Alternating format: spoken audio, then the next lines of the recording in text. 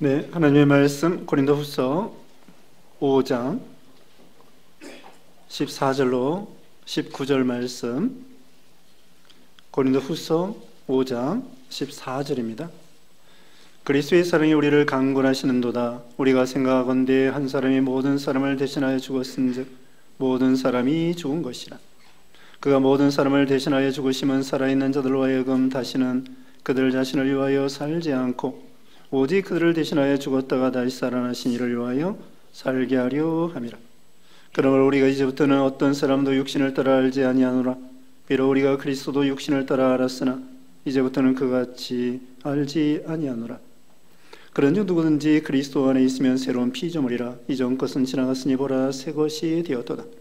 모든 것이 하나님께로서 났으며 그가 그리스도로 말미암아 우리를 자기와 화목하게 하시고 또 우리에게 화목하게 하는 직분을 주었으니 곧 하나님께서 그리스도 안에 계시사 세상을 자기와 화목하게 하시며 그들의 죄를 그들에게 돌리지 아니하시고 화목하게 하는 말씀을 우리에게 부탁하셨느니라. 아멘. 오늘 본문은 고린도후서 5장 14절로 19절, 제목은 새로운 피조물의 삶입니다. 새로운 피조물의 생활, 새로운 피조물의 삶. 여기 본문 17절 말씀에 그러니 누구든지 그리스도 안에 있으면 새로운 피조물이라. 이전 것은 지나갔으니 보라 새 것이 되었도다. 그리스도 예수 안에 있으면 모두가 다 새로운 피조물이라고 했습니다. 이전 것은 지나갔고 새 것이 되었다고 했죠. 피조물이라는 것은 하나님이 우리를 만들었다는 거예요. 하나님이 우리를 창조했다는 것이고요. 우리는 하나님 앞에 만든 바 된 그런 피조물이라는 거죠. 이 세상 모든 만물은 하나님에 의해서 만들어진 피조물입니다. 하늘과 땅과 우주와 별들과 태양과 달과 또 이 지구, 사람, 동물, 식물 모두가 다 하나님이 만드신 거죠. 다 피조물인데 여기 보면은 우리 신자들은 그리스도 예수 안에 있으면 새로운 피조물이라는 거예요. 왜 새로운 피조물이냐? 하나님이 천지만물 창조할 때에는 정말 새로웠습니다. 에덴 동산이 너무나 좋았고요. 아담 하와도 너무나 행복하고 너무나 아름답고 하나님 보시기에 좋았다고 7번이나 하나님께서 그 창조한 다음에 좋았다라는 것을 7번이나, 둘째 날은 없지만 전부 합해서 7번이나 하나님 보시기에 좋았더라. 하나님 스스로 만들어 놓고도 너무나 흡족한 것이죠. 그런데 아담 하와가 범죄한 다음에 세상이 낡아지게 되었습니다. 죄 가운데에 빠지게 되었습니다. 사람은 사망이 오게 되었습니다. 이 물리학에 있어서도요, 과학자들에 의하면은 그 엔트로피 법칙이 있는데, 엔트로피 법칙은 연력학 제2법칙으로서 모든 것은 낡아지고 쇠해진다는 것이에요. 그래서 어떻게 되느냐? 질서에서 무질서로 점점 낡아진다는 것입니다. 그래서 진화론이 잘못된 거예요. 진화론은 무질서에서 질서가 된다는 거예요, 스스로. 안 됩니다. 쓰레기통에서 어떻게 저렇게 해가지고 전부 비행기가 나오나? 안 됩니다. 그래서 이 세상은 점점 낡아진다고 과학자들이 말하고 있죠. 그 히브리서 1장 11절에 이 세상은 낡아지고 쇠해지고 옷과 같이 갈아입을 것이라고 했습니다. 그런데 이렇게 낡아지고 쇠해지고 늙어지고 사망 가운데 있는 우리 인생들을 예수님을 통하여 죄사함 받아 사망에서 생명으로 우리가 이제는 새 생명, 새 사람이 되었다는 거예요. 이것은 인간의 힘으로 안 되는 것입니다. 과학의 힘으로 안 되는 것입니다. 어떻게 되느냐? 예수 그리스도의 능력으로 되는 거예요. 예수님께서 우리를 대신하여 십자가에 죽으시고 사망을 이기심으로 그 사망을 이기는 원동력, 부활의 능력, 사랑의 능력, 그 하나님의 부활의 생명의 능력으로만이 새 생명을 창조할 수가 있습니다. 그래서 우리가 예수 믿는 신자들은 다 새로운 피조물이 된 거예요. 이제 새 사람이 되었습니다. 신분이 상승되었습니다. 하나님의 자녀가 되었습니다. 베드로전서 2장 9절에는요, 왕같은 제사장이라고 했습니다. 택하신 족속이요, 소유된 백성이요, 우리는 하나님의 나라요, 왕같은 제사장이 된 거예요. 그리스도의 신부가 된 거예요. 하나님의 자녀가 된 거예요. 전에는 어둠에 속했고요, 죄악에 속했고요, 사망에 속했고요, 마귀에게 속했고요, 이스라엘 백성들이 애굽에서 바로왕 밑에서 노예 생활한 것과 같이 우리는 사망의 종노릇, 죄악의 종노릇, 마귀의 종노릇, 그런 우리들이었죠. 근데 이제 예수님을 믿음으로 우리는 다 새 사람이 되었다는 거예요. 그리스도의 신부. 신부의 신부. 신부가 뭐예요? 늙은 아줌마 할머니가 아니에요. 신부가 됐단 말이에요. 새 신랑, 새 신부가 됐단 말이에요. 예수 믿는 순간에 우리는 다 그리스도의 신부가 된 거예요. 영원히 신부입니다. 영원히 새로운 그리스도의 신부가 된 거예요. 그래서 사도 바울이요, 과거에는 예수 믿기 전에는 유대교에 있을 때에 예수님에 대해서도 안 좋게 생각했어요. 여기 보면, 앞에 보면은요, 그리스도에 대해서도 육신적으로 알았다고 했습니다. 16절 말씀. 그러므로 우리가 이제부터는 어떤 사람도 육신을 따라 알지 아니하노라. 비록 우리가 그리스도도 육신을 따라 알았으나 이제부터는 그같이 알지 아니하노라. 바울이 유대교에 있을 때 유대교는 메시아가 앞으로 오겠다는 거예요. 우리 기독교는 예수 그리스도가 이미 오셨다, 메시아가 오셨다는 거고, 바울도 예수님이 이미 오셔서 부활 승천했는데 바울이 어떻게 생각했느냐? 그때 사울이었을 때요, 앞으로 메시아 오겠다고 생각하고, 예수님은 메시아가 아니라고 생각하고, 예수 믿는 사람 핍박하고, 스데반 집사 죽을 때에 찬성하고, 다메섹으로 가서 예수 믿는 사람 잡으러 가다가 다메섹 도상에서 예수님을 만난 거예요. 그 예수님이, 부활하신 예수님이 오신 거예요. 아니, 그 예수라는 청년이 얼마 전에 십자가에 죽었다는 거 소식 듣고 알았어요. 잘 죽었다. 그러면서 예수라는 사람, 청년이 죽었어, 끝장나고, 그래서 자기는 이 예수님을 추종하는 사람들을 그냥 엄청나게 핍박하러 가는 도중에 부활하신 예수님이 나타나신 거예요. 죽은 줄 알았는데, 끝장난 줄 알았는데, 거기에서 완전히 이 사울이 사도 바울이 되고 완전히 새 사람이 돼서 위대한 사도가 된 거예요. 지금 자기가 이 신앙 경험을 얘기하는 거예요. 내가 과거에 예수 믿기 전에는 옛사람이요, 신자들을 엄청나게 핍박한 사람이요, 스데반 집사 죽일 때에 찬성한 사람이요, 포행자요, 핍박자요, 회방자였으나 하나님의 긍휼로 사도가 되고 이제는 새 사람이 되었다. 예수님에 대해서 이렇게 육신적으로 생각했죠. 과거에는 갈릴리 사람이다, 12사람 데리고 다녔다, 또 병도 고쳤다, 죽었다, 살아났다고 하는데 그건 잘 모르겠다, 이렇게 생각한 거예요. 육신적으로 생각한 거죠. 예수님께서 마태복음 16장에 보면은 이 제자들이 가이사랴 빌립보에 갔을 때 물어봤습니다. 사람들이 나를 누구라고 하느냐? 어떤 사람은 엘리야라고 합니다. 선지자라고 합니다. 예레미야라고 합니다. 죽은 세례요한이 살아났다고 합니다. 그런데 너희들은 나를 누구라고 생각하느냐? 그때 베드로가 마태복음 16장 16절에 뭐라고 했습니까? 마태복음 16장 16절. 주는 그리스도시요 살아계신 하나님의 아들입니다.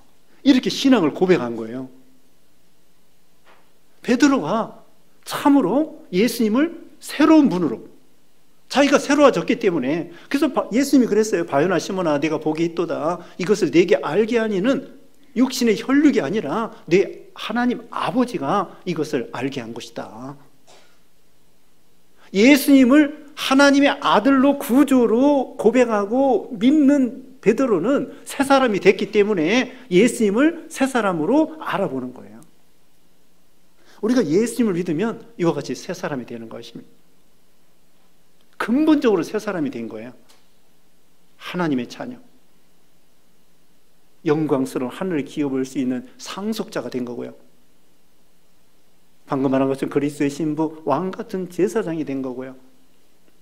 그래서 이제는 인생관이 달라진 거예요. 삭개오도 예수님을 만난 다음에 인생이 새 사람이 돼가지고 가치관, 물질관, 인생관이 달라져. 전에는 세리로서 매 사람들 막 돈을 엄청나게 거두어서 착복하는 세리였었는데 예수님을 믿은 다음에 변하여 새 사람이 됩니다. 그리고는 예수님에 대해서도 또 우리는 예수님뿐만 아니라 우리 성도들을 향하여 우리는 육신을 따라 아는 것이 아니에요. 여기 16절 그랬죠? 그러므로 우리가 이제부터는 어떤 사람도 육신을 따라 알지 아니하노라. 막달라 마리아는 7 귀신 들렸다 그랬습니다. 그런데 그가 회개하고 예수님을 믿음으로 귀신 다 나가고 예수님 부활했을 때 첫 번째 예수님을 만나본 영광에 참여한 분이에요. 그 사람에 대해서 우리가 생각할 때 7 귀신 들린 여자다, 그렇게 생각하지 말라는 거예요. 이제는 예수님을 제일 첫 번째 만나본 그런 분이다, 이렇게 생각하는 거예요. 사마리 여자, 남편이 5이나 있었습니다. 그런데 예수님을 영접한 다음에 여전도사가 됐어요. 자기 마을 사람들에게 다 전도했어요. 우리는 그 사람을 볼 때 남편이 5이나 있었네? 그렇게 하지 말라는 거예요. 이제는 새로운 사람이 됐기 때문에 우리는 내 자신도 그럴 뿐더러 그 사람에 대해서도 과거는 묻지 말고 새 사람으로 받아주는 거예요.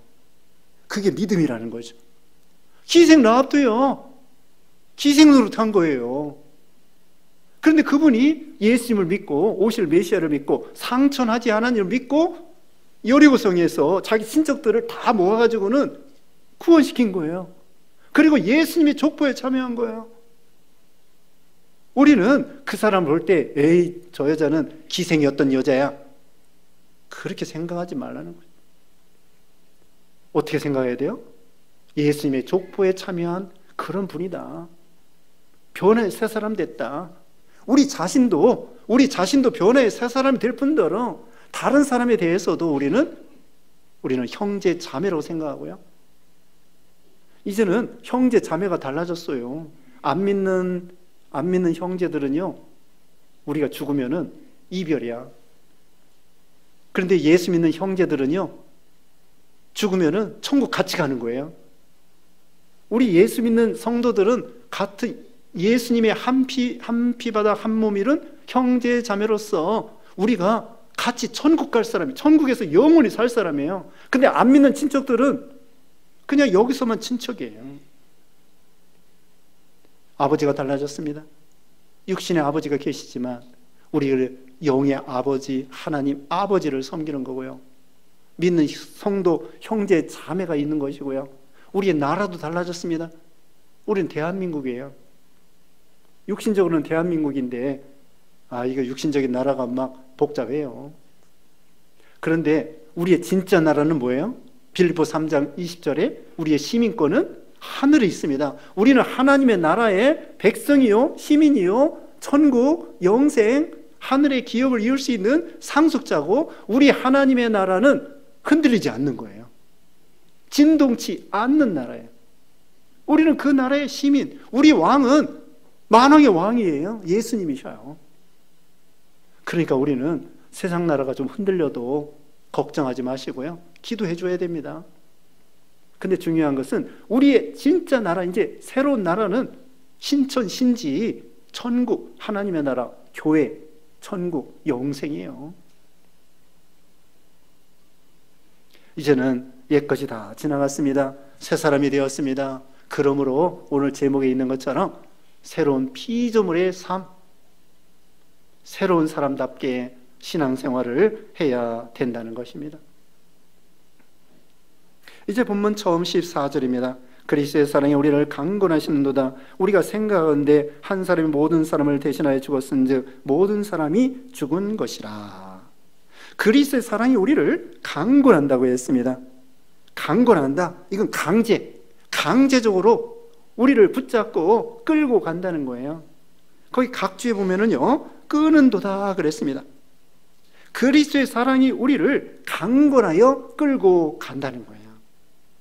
우리를 인도하시는 것이고 우리를 보호하시는 것이고 그리스도의 사랑을 주님께서 사랑해 주시면서 우리를 인도하시는 거예요. 그리스도의 사랑이 어떤 사랑입니까? 이것은 무한한 사랑이고요, 무조건 사랑이고요, 영원한 사랑이고요, 아가페 사랑이고요, 하나님의 아들이 우리를 위해서 엄청난 대가를 지불하고 우리를 구원하신 거예요. 우리 예수님은 죄가 없으십니다. 세상에서도요, 불 끄다가 저기 사람 구원하다가 죽는 소방수 그런 사람도 계시고요, 물에 빠진 사람 건져내다가 자기는 죽고 물에 빠진 사람 건져내는 사람도 있습니다. 그건 대단한 희생이죠. 하나밖에 없는 목숨인데.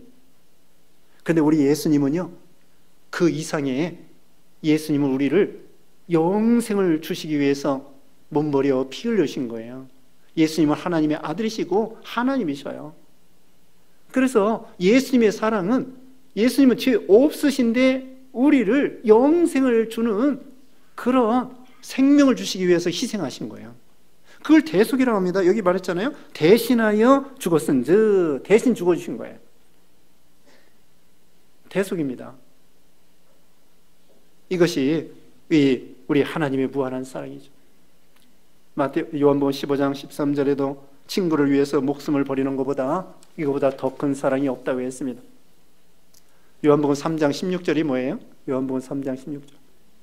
하나님이 세상을 이처럼 사랑하사, 다 같이 해봅시다. 시작. 하나님이 세상을 이처럼 사랑하사 독생자를 주었으니 이는 저를 믿는 자마다 멸망치 않고 영생을 얻게 하려 함이라. 이건요, 신구약 성경의 요절이에요. 신구약 성경의 요절이 요한복음 3장 16절. 여러분 그거 꼭 외우세요. 그런데 요한 1서 3장 16절에도 같은 성격의 말씀이 있습니다. 요한 1서 3장 16절, 요한복음 3장 16절. 요한 1서 3장 16절에는요, 그리스도께서 우리를 위해서 목숨을 버리셨으니 우리는 이로써 하나님의 사랑을 알고 너희도 형제를 위하여 목숨을 버리는 것이 마땅하니라. 예수님이 우리를 위해서 죽으셨기 때문에 주님의 사랑을 안다는 거예요. 사랑이 무엇이냐? 사랑은 희생이에요. 제일 큰 희생은 목숨 바쳐서 하는 것이 희생이에요. 제일 큰 희생이에요. 근데 우리 예수님께서 우리를 위해서 목숨을 버려주셨다는 거죠. 친구된 우리를 위해서. 로마서 5장 8절에도 우리가 연약할 때 그리스도께서 우리를 위해서 죽어주심으로 우리가 하나님의 사랑을 알고, 주님께서 우리를 위해서 죽어주심으로 우리는 하나님의 사랑을 아는 거예요.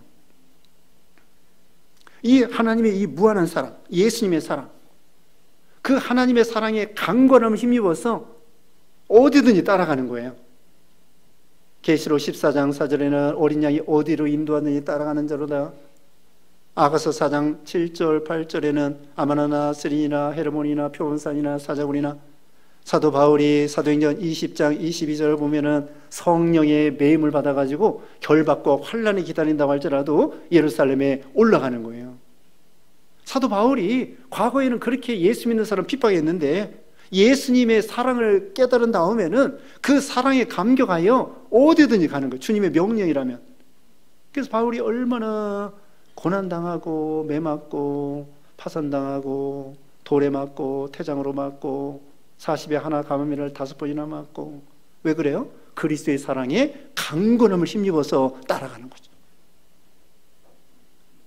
선교사님들도요, 여기 우리나라에 아까 장로님도 기도했지만은 여기 1885년 그때에 이렇게 선교사님들이 낯설고 산설고 물설고 말설고 이런 데 와가지고 얼마나 고생하고, 우리가 지난 가을에 우리 구역장 성경 공부할 때에 선교사 열전 배웠잖아요. 선교사님들의 그 윌리엄 케일이나 또 뭐 허드슨 테일러나 이런 분들에 대해서 배웠습니다. 근데 예전에는, 지금도 그렇지만은 선교사들이 이 환경이 열악해 가지고요, 아내도 일찍 죽고 그 다음에 자식도 또 태어나서 얼마 있다가 죽고, 그런 일이 뭐 다반사예요.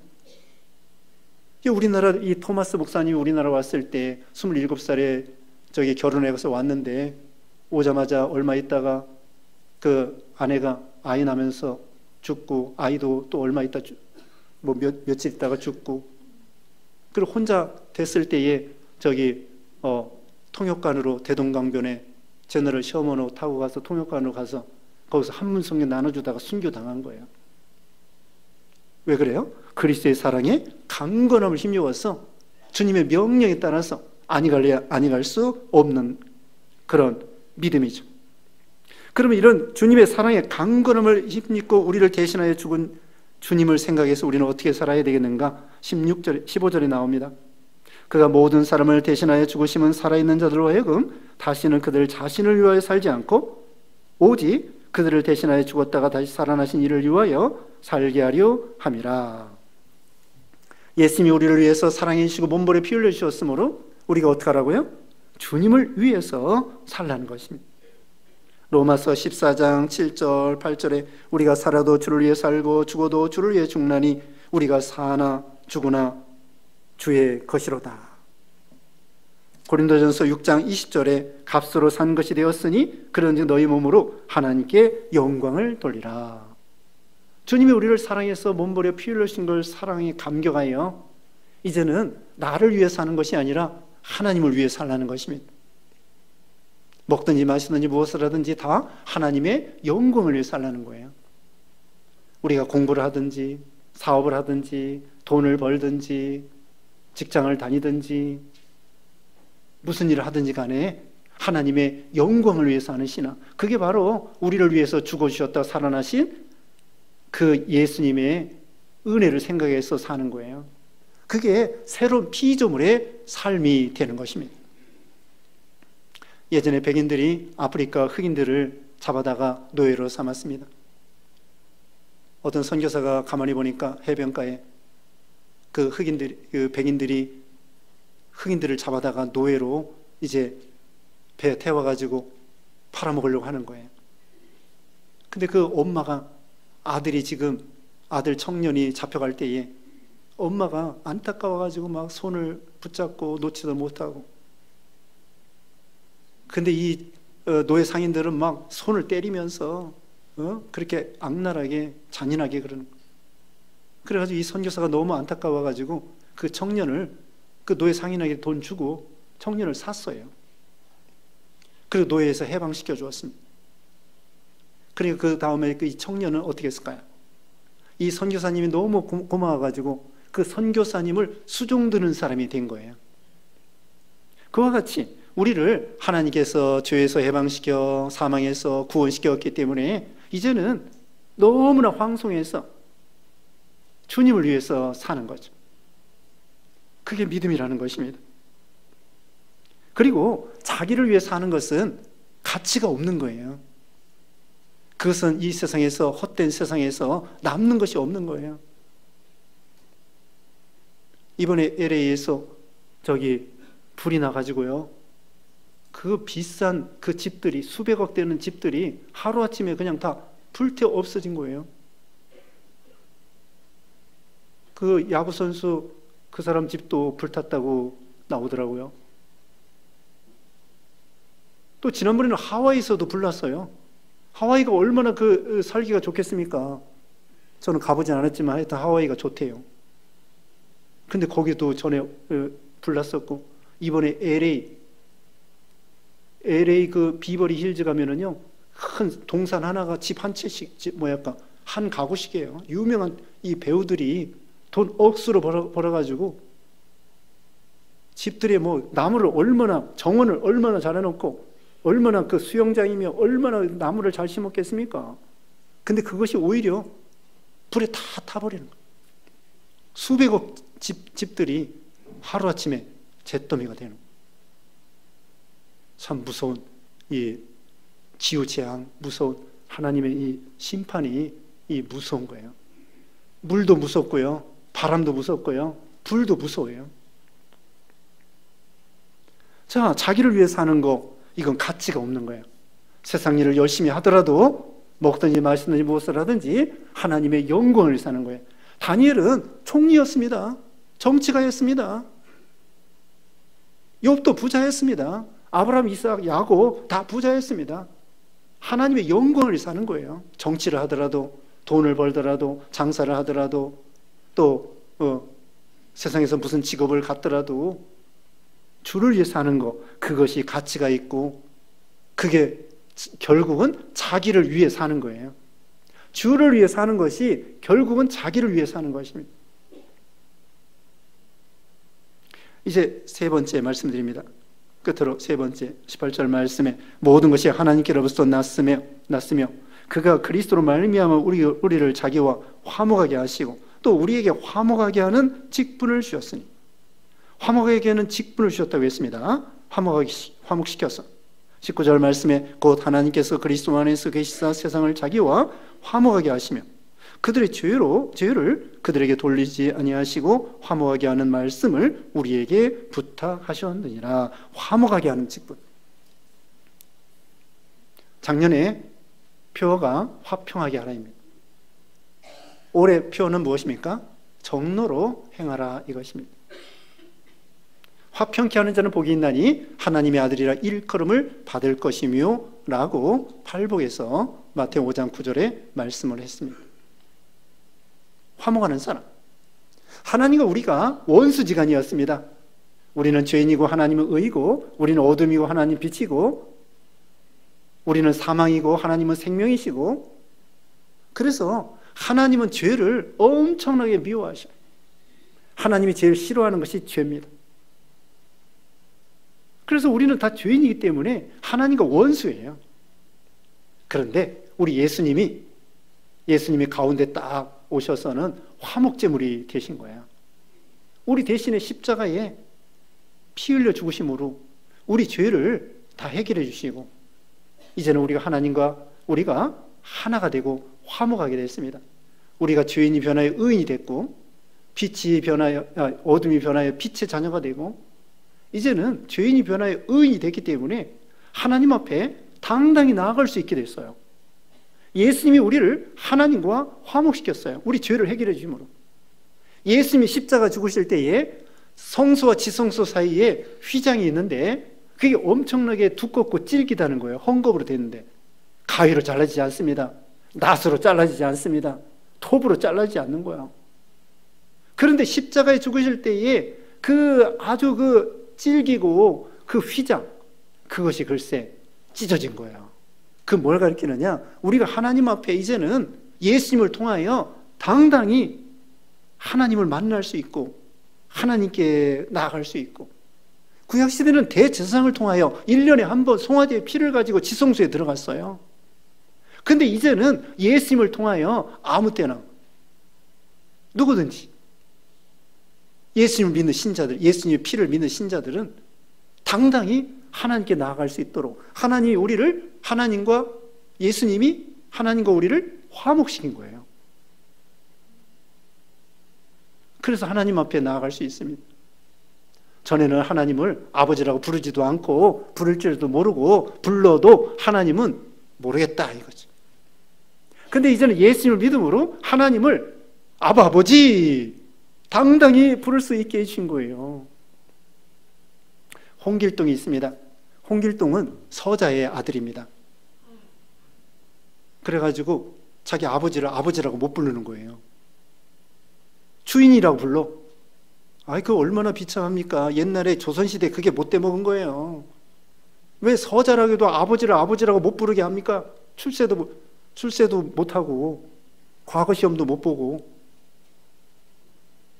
그렇게 차별을 했다고요. 근데 홍길동이가 이제 마지막으로 자기를 이제 누가 죽이려고 하니까 아버지 앞에 가서 내가 아버지를 떠나겠습니다. 처음에는 아버지라고 몰라요. 아버지라고 마지막으로 한마디 부를 수 있도록 해주세요. 그리고는 나중에 아버지 한마디 하고서는 이제 홍길동 간 거예요. 아버지를 아버지라고 못 불러. 우리는 예수님을 믿음으로 하나님을 아버지 당당히 부르고 하나님께서는 오냐 하고 우리가 기도할 때 하나님이 얼마든지 우리 기도를 들어주시는 하나님 아버지란 말이에요. 이제 하나님과 우리가 화목했기 때문에. 근데 하나님과 우리가 화목하기 위해서는 예수님께서 엄청난 대가를 지불하신 거예요. 죄 없은 예수님이 고난당하시고 피를 흘리시고. 그 다음에 우리는 화목하게 하는 직분을 주셨다고 했습니다. 18절 말씀에 끝에 그랬죠. 화목하게 하는 직분을 주셨다. 그 다음에 19절 끝에는 화목하게 하는 말씀을 우리에게 부탁하셨느니라. 오늘 찬송가에도 불렀습니다. 화목케 하라신 508장. 우리는 다른 사람을 화목시켜야 되겠습니다. 또 화목시키는 사신이라고 그랬습니다. 오늘 본문 아니지만 20절 말씀에 20절에 그러므로 우리가 그리스도를 대신하여 사신이 되어. 그리스도의 사신이에요. 대사란 말입니다. 하나님이 우리를 통하여 우리를 권면하시는 것 같이 그리스도를 대신하여 간청하노니 너희는 하나님과 화목하라. 하나님과 화목을 뿐더러 화목시키는 화목의 직분을 가진 거예요. 화평케 하는 자는 복이 있다고 아까 말씀했습니다. 그러면 안 믿는 사람들은 지금 하나님과 원수지간에 있는 거예요. 우리도 예수 믿기 전에 하나님과 원수에 있던 것처럼. 어떻게 해야 되겠습니까?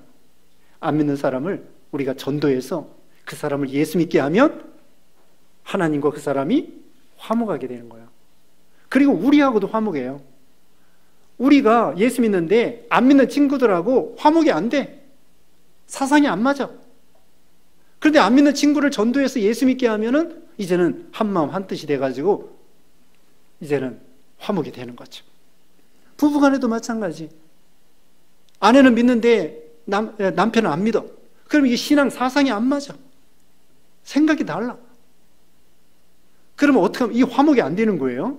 하나는 믿고 하나는 안 믿으니까 어떻게 하면 되겠습니까? 안 믿는 남편을 예수 믿게 하면은 이제는 한마음 한뜻이 되고 화목이 되고 하나님과도 화목시키는 거고 우리하고도 화목이 되는 거예요. 그러니까 우리가 전도해야 됩니다. 이제 새해가 밝았는데 올해 안에 1명 이상씩 우리가 전도해서 한 사람 살리면요 별이 하나씩 올라가는 거예요. 세상에서도 별 하나 따기가 얼마나 어려운 줄 아세요? 군인들 별 따기가 하늘에 별 따기만큼 어렵다고 그러는데 우리는 한 사람 전도하면은 하늘의 별이 그것도 영원토록 빛나는 거예요. 그것이 바로 죄인들을 하나님과 화목시키는 것입니다. 우리에게 하나님께서 화목하게 하는 직분, 대사예요. 대사란 말입니다. 대사가 얼마나 영광스럽습니까? 대통령을 대신하여 보낸 사신이 대사예요. 임금을 대신하여 보낸 사신을 어사라고 그래요. 이 암행어사.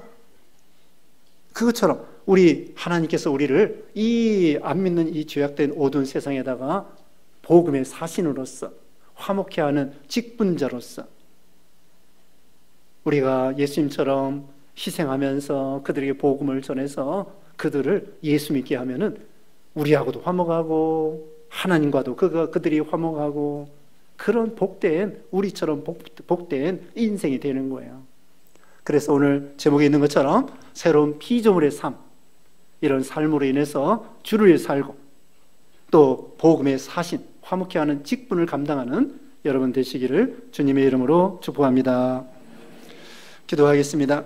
거룩하신 하나님 감사합니다. 우리가 하나님과 원수지간이었는데 예수님을 통하여 하나님과 화목하게 되고 또 이렇게 새로운 피조물이 되게 해주심을 감사합니다.